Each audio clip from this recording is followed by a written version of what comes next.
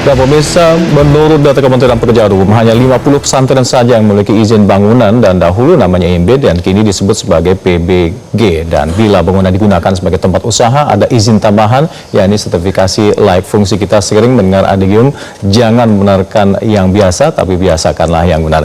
Yai, sebenarnya di pesantren sendiri, apakah ada budget tersendiri untuk perawatan bangunan? Biasanya secara terencana nggak ada. Ya kalau rusak Dianggarkan sendiri khusus itu udah ada ya? Kalau rusak ya didandani, rusak dandani. Dari mana juga, ya uangnya ya dari yang punya pesantren kadang-kadang. Tapi ada juga yang bantu ya. Jadi dan bantuan-bantuan masyarakat itu bukan sebuah rasa kasihan, tapi merasa orang itu ingin ngalap berkah gitu loh. Jadi kalau di pesantren, dan sebagai pembelanjaan harta di jalan Allah juga ya Pak ya? Rasanya kok bantuan itu penghormatan, bukan rasa kasih.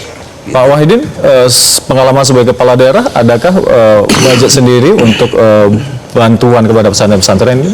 Untuk saya bisa sampaikan di sini, sebenarnya bantuan dari Kementerian Agama itu ada.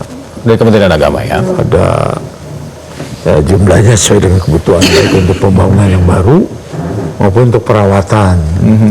Jadi pemerintah daerah juga menganggarkan bantuan pesantren itu, walaupun jumlahnya terbatas untuk pemeliharaan, bahkan untuk pembangunan kamar mandi dan sebagainya ada. Walaupun jumlahnya tidak cukup kalau untuk kepentingan. Tapi ada peran pemerintah di pesantren ini, Pak? Ada perdanya juga yang mengatur. Baik.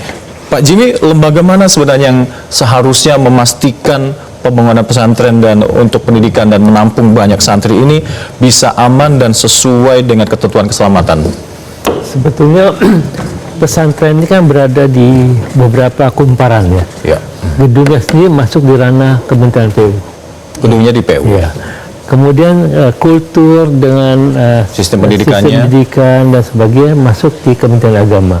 Karena pesantren kan sesuatu model pendidikan yang spesifik, yang sangat erat dengan kultur dan kearifan lokal.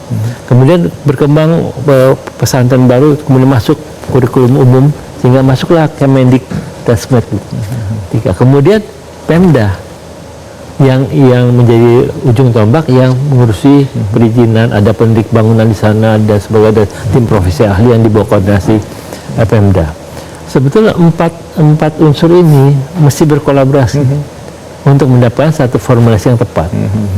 Tapi pertanyaan, apakah mereka sudah pernah duduk bersama untuk memformulasikan itu? Ya, mungkin justru yang kita lihat ego sektoral masing-masing maka itu ya Pak. Karena itu sekarang kan bukan zaman itu, zaman kolaborasi, sehingga peristiwa semacam ini tidak terulang. Ini sebenarnya PR dari bagaimana pemerintah bisa melakukan kolaborasi dari keempat unsur ini agar supaya kemudian yang penting adalah bisa dipastikan bahwa bangunan yang didirikan itu sekurang-kurangnya memenuhi standar teknis, standar keadaan bangunan gedung, terutama standar keselamatan. Baik. Yang ingin saya tanyakan tadi lupa, selain proses waktu, membutuhkan waktu untuk audit itu, berapa biayanya kira-kira satu audit gedung itu, Pak?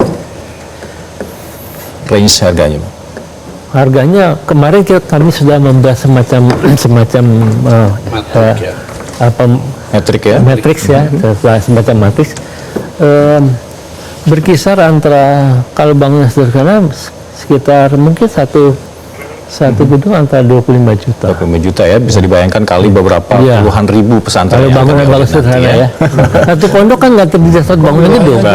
Nah, wilayah banyak. Jadi ada wilayah, ada usia bangunannya, kerumitan bangunannya, kesediaan dokumennya, dan kondisi existingnya.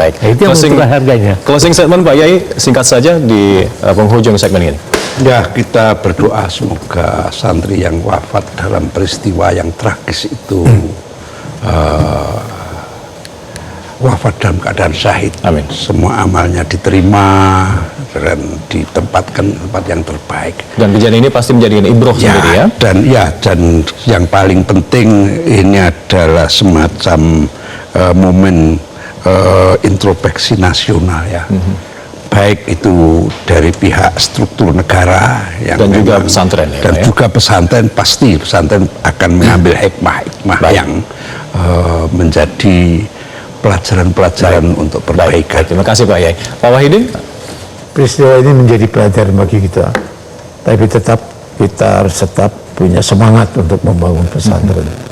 Karena itu nilai-nilai luhur dan menghasilkan anak bangsa yang akhlakul karimah, terus berjuang untuk negara ini. baik. Pak Jimmy, terakhir Pak Jimmy. Artinya begini, masalah waktu, masalah biaya, menurut saya yang penting itikat.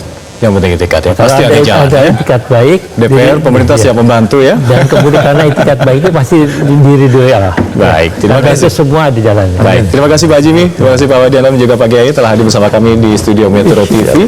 Dan pemirsa, berikan akhir dari Top Report kali ini. Terima kasih, sampai jumpa pekan depan. Jelajahi cara baru mendapatkan informasi. Download Metro TV Extend sekarang.